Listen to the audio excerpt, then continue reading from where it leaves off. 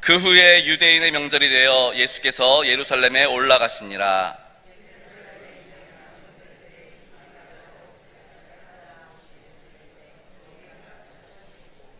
그 안에 많은 병자, 맹인, 다리 젖는 사람, 혈기 마른 사람들이 누워 물의 움직임을 기다리니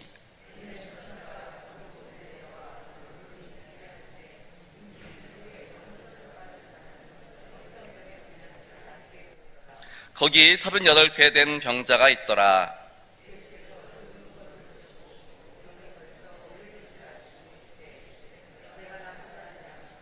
병자가 대답하되 주여 물이 움직일 때에 나를 못에 넣어주는 사람이 없어 내가 가는 동안에 다른 사람이 먼저 내려가나이다. 함께 읽겠습니다. 그 사람이 곧 나아서 자리를 들고 걸어가니라. 이날은 안식일이니. 아멘. 할렐루야.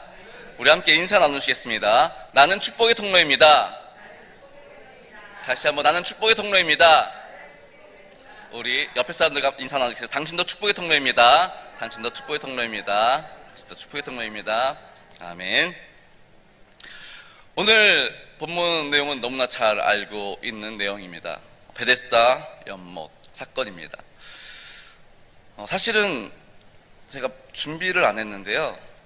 이제 다음에 하려고 좀 빼놨는데 좀 꼭 말씀을 드려야 될 것 같아서 지금 계속 기도하면서 이거를 다음에 말씀드릴까 지금 말씀드릴까 하다가 이제 지금 말씀드려야 될 것 같아서 말씀을 드립니다. 베데스다 연못에 예수님이 찾아왔습니다. 이유는요? 예수님께서 왜 베데스다 연못에 찾아왔습니까? 예수님께서 베데스다 연못에서 38년 된 병자를 만나셨습니다. 왜 하필이면 38년 된 병자였습니까? 이거는 우리가 어떤 말로도 설명할 수가 없습니다. 예수님의 마음입니다. 예수님 마음입니다. 무슨 말씀 드리는지 아시겠습니까? 은혜라는 겁니다. 예수님이 지금 베데스다 연못에 오신 것도 은혜고 38년 된 병자를 만난 것도 은혜입니다. 38년 된 병자에게서 어떤 선한 것을 찾을 수 있겠습니까? 우리에게서 어떤 선한 것을 찾을 수 있겠습니까? 그럼에도 불구하고 예수님 우리를 위해 이 땅에 오셨습니다. 우리를 사랑하셔서 이 사실을 믿으실 수 있기를 바랍니다. 베데스다에는 수많은 병자들이 있었습니다. 그곳에 진을 치고 자리 잡았던 이유는 연못의 물이 움직일 때 제일 먼저 들어간 사람은 어떤 병에 걸렸든지 다 낫는다는 전설이 있었기 때문입니다. 그리고 실제로 이 38년 된 병자는 그 사건을 보기도 했던 것 같습니다. 왜냐하면 물이 움직이는 걸 보고 막 가는데 나보다 먼저 어떤 사람이 들어가는 걸 분명히 보았다고는 성경은 기록하고 있기 때문입니다. 그러다 보니 사람들이 1명, 2명 모이기 시작합니다. 38년 된 병자처럼 스스로는 움직이기 힘든 사람들도 있을 것이고 또 어떤 사람들 가운데는 좀 가벼운 질병에 있는 사람들도 있었을 것입니다. 그러다 보니 이제 그들을 돕는 손길들이 필요합니다. 내가 잠깐 화장실 가고 싶어서 자리를 비웠는데 그때 물 움직이면 어떻게 합니까? 나만 손해. 그러니 움직일 수 없습니다. 그러면 내 볼일 치워줄 누군가를 고용해야지요. 물론 처음에는 이런 모든 일들을 가족들이 도와줬을 겁니다. 근데 오늘이면 되겠지, 내일이면 물이 움직이겠지, 일주일 안에 연못에 물이 움직이겠지 그랬는데 때로는 한 달 이상도 걸리고 1년 이상도 걸리고 그러니 가족들이 떨어져 나가기 시작합니다. 그리고 그 자리를 대신해서 돈을 주고 누군가를 고용하게 되겠지요. 그 자리에 계속 있다 보면 밥도 먹어야 하잖아요. 그럼 밥 먹기 위해서 누군가가 장사를 하겠지요. 김밥 들고 다니면서 김밥 사세요. 먹어야 되겠고 또 일도 봐야 되겠고 그러다 보니 환자들만 있었던 것이 아니라 그 환자들을 돌볼 수 있는 많은 사람들도 있었을 것입니다. 그러다 보니 막 정신없고, 그리고 또 특히 힘 있는 사람들, 돈 있는 사람들, 이러한 사람들은 명당 자리, 좋은 자리 차지하기 위해서 암투를 벌이는 그러한 곳이 바로 베데스다 연못이 아니었을까 생각해 봅니다. 그렇게 사람들은 모두가 이 베데스다 연못에서 자신들만의 성공을 꿈꾸며 모이게 됩니다. 그러다 보니 저마다의 목적을 가지고 저마다의 꿈을 가지고 모였으니 양보란 있을 수 없습니다. 야, 나는 좀 한쪽 발 좀 저는 정도니까 너 일어나지 못해? 그럼 네가 먼저 들어가. 이런 거 찾아볼 수 없다라는 것입니다. 결국 좋은 자리는 힘있고 돈 있는 사람들의 차지가 되었고, 또 그 가운데서 눈치 빠른 사람들은 어느 정도 돈도 벌었을 것입니다. 오늘날 세상도 이와 다르지 않은 것을 보게 됩니다. 자신들의 꿈과 희망, 미래의 비전을 품고 세상의 성공을 위해서 달려갑니다. 할 수 있는 대로 온 힘을 기울입니다. 물질 만능주의, 외모 지상주의가 된 세상에서 더 돈을 벌기 위해서 어떻게 할지 고민을 합니다. 어떻게 하면 남들 눈에 잘 보이게 할까? 외모를 가꾸고 또 수술도 합니다. 그렇게 자신들을 준비하고 꾸미고 이제는 물의 동함을 기다립니다. 세상 말로 하면 이번에는 그 운이 내게 왔으면 좋겠다라고 생각을 합니다. 하지만 오늘 베데스다 못에서처럼 성공은 모두가 이룰 수 있는 것은 아닙니다. 한 사람 또는 극히 적은 수만 성공할 수 있다라는 것이지요. 그럼에도 불구하고 베데스다 연못을 떠날 수 없습니다. 왜 못 떠납니까? 다음에는, 이번에는 다른 사람이 들어갔지만 다음에는 내가 주인공이 될 것 같기 때문입니다. 그리고 다음을 기약하며 여전히 베데스다 못의 동함을 기다립니다.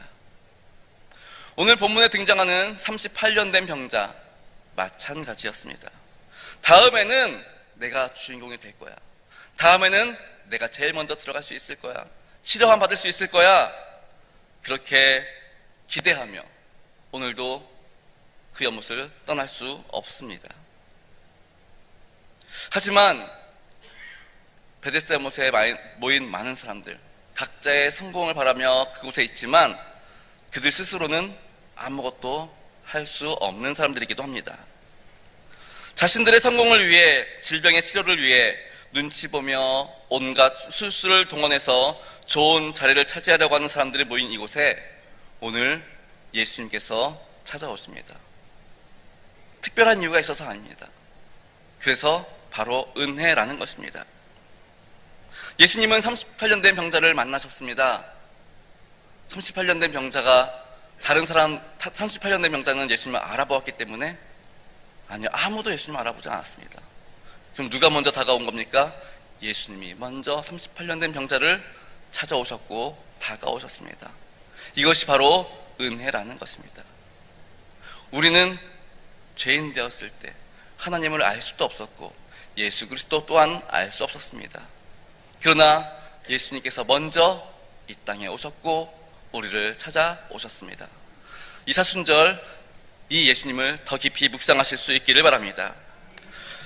그리고 38년 된 병자를 찾아오신 예수님은 그를 치료하시고 그 마음에 흡족함을 얻게 해주셨습니다. 그동안 일어설 수 없었던 그 몸, 그를 일으켜 세워주셨습니다. 지금 베데스다 연못에 사람들이 왜 모여 있습니까? 자신들의 병의 치료를 위해서 모여 있습니다. 또 다른 사람들은 자신들의 성공을 위해서 모여 있습니다. 그런데 지금 그 놀라운 사건, 자신들이 원하는 그 일이 한쪽 구석에서 이루어졌습니다. 예수님께서 38년 된 병자를 일으켜 세우셨습니다. 지금 베데스다 연못에 물이 움직이지 않았습니다. 그럼에도 불구하고 놀라운 기적이 지금 베데스다 못 한가운데서 이루어졌습니다. 그런데 오늘 성경을 잘 보시면 예수님을 만나서 예수님을 통해서 치료받은 사람들 38년 된 병자 외에는 등장하지 않습니다. 아니, 지금 예수님께서 놀라운 일들을 행하셨는데 사람들이 그 예수님 찾아가서 예수님 저도요 그러면 다 나을 수 있었을 텐데 왜 사람들은 예수님을 찾아가지 않습니까? 왜 사람들은 예수님께 자신의 질병을 치유해 줄 것을 부탁하지 않습니까? 보지 못했기 때문입니다. 지금 베데스다 연못에 모인 사람들의 관심, 이들의 관심 어디에 있습니까? 오직 연못. 지금 연못만 봐야 됩니다. 언제든지 움직이면 빨리 들어가기 위해서 지금 주변에 바라볼 시간 없습니다. 주변 상황 생각할 시간도 없습니다. 오직 연못.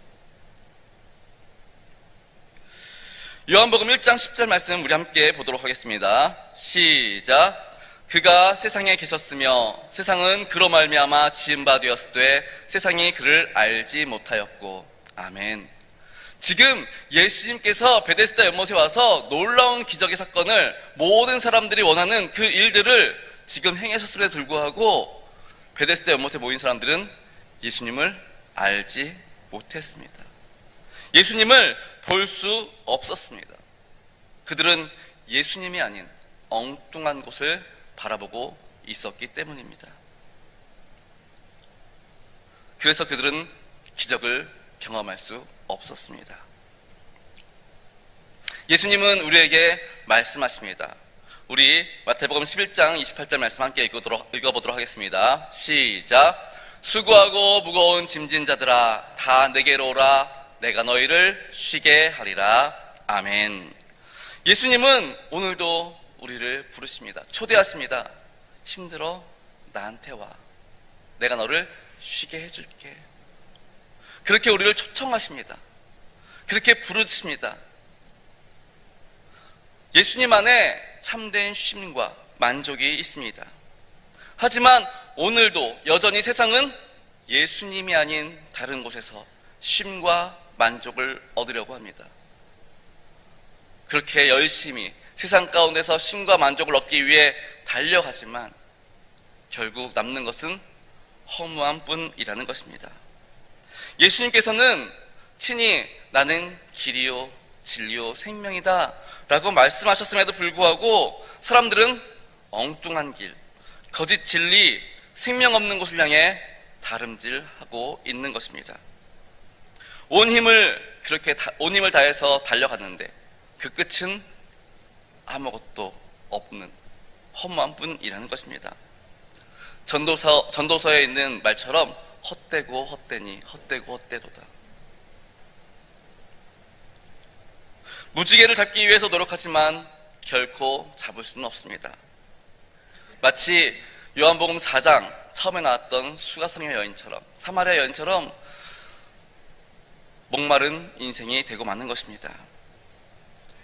베데스다에 모인 사람들이 조금만 주변을 둘러보며 주님 바라보기만 했더라면 그곳에 있었던 모든 사람들, 예수님을 본 모든 사람들은 자신들의 마음의 소원을 이룰 수 있었을 것입니다. 그러나 그들은 여전히 욕심 때문에 물의 움직임, 내가 제일 먼저 들어갈 거야. 내가 제일 먼저 발견할 거고 내가 제일 먼저 들어갈 거야. 그러기 위해서 내가 건강한 사람들을 불렀어, 샀어. 그러기 위해서 지금까지 나를 도와준 사람들 내가 돈으로 부렸어. 그러니 보상받아야 돼. 내가 제일 먼저 들어갈 거야. 자신들의 욕심 때문에 물의 동염이 언제 움직일지 몰라서 예수님을 볼 여력이 없었습니다. 혹시 병자들 외에 그 병자를 돕는 사람들 중에 예수님을, 그리고 38년 된 병자가 일어나는 것을 본 사람이 있었을지도 모르겠습니다. 그런데 그들 역시 아무 말 하지 않았던 것 같습니다. 왜요? 이 사람이 고침받으면 난 더 이상 돈 벌 구석이 없습니다. 그러니 함구합니다. 뭐 때문에? 결국 욕심 때문입니다. 그곳에 모인 사람들, 정말 각자 마음의 소원을 가지고 병고침을 받기 위해서, 물질의 부유함을 얻기 위해서 모였지만, 그리고 그 모든 마음의 소원을 이루어줄 주인공 예수님이 그곳에 함께 하셨음에도 불구하고 38년 된 병자 외에는 아무도 마음의 소원을 흡족함을 얻고 돌아가지 못했던 것입니다. 사람들에게 묻습니다. 왜 이렇게 예수님을 볼 시간이 없습니까? 왜 주변을 돌아볼 여력이 없습니까? 아니, 좀 전에도 말씀드렸던 것처럼 주변을 돌아보았다면 이 병자가 일어나는 것, 예수님을 볼 수 있었습니다. 그럼에도 불구하고 그들을 볼 수 없었던 이유는 지금 그들을 돌아볼 여력이 없었습니다. 오늘 이 땅을 사는 많은 사람들, 주변을 돌아볼 여력이 없습니다. 자신의 성공을 위해서, 자신의 목적을 위해서 열심히 달려가는데 주변을 돌아보지 않습니다. 내 주변에 아파하는 사람 관심 없습니다. 내 주변에 힘들어하는 사람 관심 없습니다. 그냥 그저 힘들어, 괜찮아 말로만 전달할 뿐입니다. 그러면서 왜 관심 갖지 않습니까? 라고 물으면 나도 사는 게 너무 바빠요. 나도 사는 게 너무 힘들어요. 라고 대답할 뿐입니다. 우리 일산명성교회 성도 여러분, 바쁘게 정말 다른 곳을 쳐다볼 여력도 없이 분주하게 힘들게 살았지만 베데스다 연못의 동암을 쳐다보았는데, 그렇게 쳐다보았는데 결정적으로 치료받지 못하면 그게 무슨 의미가 있습니까? 본문에 나온 38년 된 병자처럼 오랜 세월 제자리에 앉아 있으면서 결국 신세한테만 하게 되더라는 것입니다. 나를 못에 넣어줄 사람이 있었더라면, 우리 역시 바쁘게 살아가면서 여기저기 두리번거리고 또 나의 성공을 위해서, 나의 건강을 위해서, 치료를 위해서 살피게 됩니다. 그러나 가장 중요한 길이요 진리요 생명 되신 그 예수님을 놓친다면, 보지 못한다면 우리의 삶에 무슨 유익이 있겠습니까? 사순절이 시작되었습니다. 여러 가지 인생의 문제들을 안고 베데스다 연못에 모인 사람들에게 예수님이 찾아오셨던 것처럼 우리의 인생 가운데 찾아오시는 예수님을 만나실 수 있기를 바랍니다. 그분의 사랑의 손길을 경험하실 수 있기를 바랍니다. 그분의 어루만져 주심을 느끼실 수 있기를 바랍니다. 그리고 그분의 사랑 안에, 그분의 음성을 들으며 그 품 안에 푹 안기실 수 있기를 바랍니다. 그리고 그 사랑을 경험하며 하나님의 은혜를, 주님의 은혜를 찬양하실 수 있는 이 사순절이 될 수 있는 우리 일산명성교회 성도님들 되기를 주님의 이름으로 축원합니다. 기도하시겠습니다.